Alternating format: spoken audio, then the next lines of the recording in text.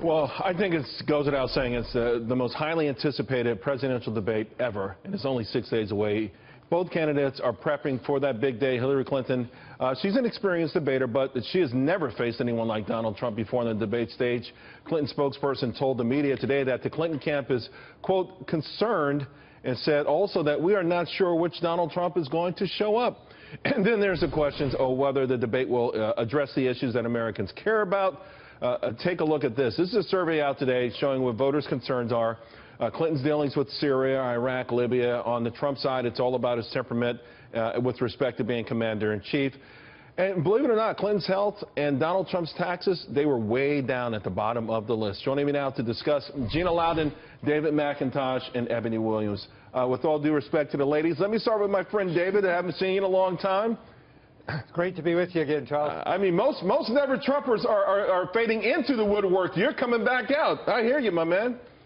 Well, I think we've got to beat Hillary, you know, and our big issues are going to be the economic ones. Trump had a very good plan that he put out there on taxes and regulation. But on the personal side, Gina, and you're a psychiatrist, you understand how this works better than anyone else. There is an underlying game of pushing each other's buttons, right? I mean, that's what we're going to see. How do you see that playing out, Gina? Yeah, well, I'm not a psychiatrist. My background is in psychology, and I'll tell you, Charles, I've prepared many candidates for debate, and in these particular situations, Mr. Trump has a couple of things going for him. One that's big is momentum, and you've mentioned that several times on your show today. The other one is that when you tell the truth, you don't have to remember what you lied about. Hillary doesn't have that advantage. She's one of the most duplicitous candidates we've ever known. She has to be sure to try to keep all her lies straight. That's a big job. But one of Mr. Trump's disadvantages is that he's a man. And if his attacks come on too strong, he can make her look like a victim, and that's not where he wants to go either. So there's a lot of psychology at play in this debate. Also, Eboni, a lot of people saying, and a lot of Democrats are complaining, saying that there's two sets of bars out there. Sure. One set very high for Hillary Clinton, the experienced politician. One set low for Donald Trump, who will be allowed to make gaffes and other mistakes with respect to policy. Therefore, it's unfair. Well, I don't know how fair it is, Charles. Certainly they are being evaluated very differently. That's true. She comes to the table with a host of political experience. He obviously does not. I'll tell you, as a trial lawyer, this debate, especially this first one on Monday night, is going to be an exercise of reaction. This is going to be about how both Donald Trump and Hillary Clinton composed themselves and really scaled their reactions to one another. As Hillary said, she doesn't even know what to expect, and she's right to be concerned about the duplicity of what Donald Trump will show up. But also, Donald Trump, I'm sure, is not completely certain as to how Hillary will project herself. She was one way in 2008. I expect her to be a very different way because that was not successful for her in the past. You know, David, having said that, a lot has been made over the moderator, Lester Holt.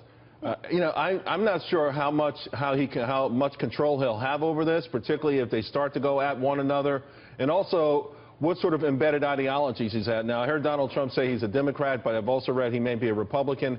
How important is the role of moderator, knowing that the moderator in 2012 might have cost Mitt Romney the presidency?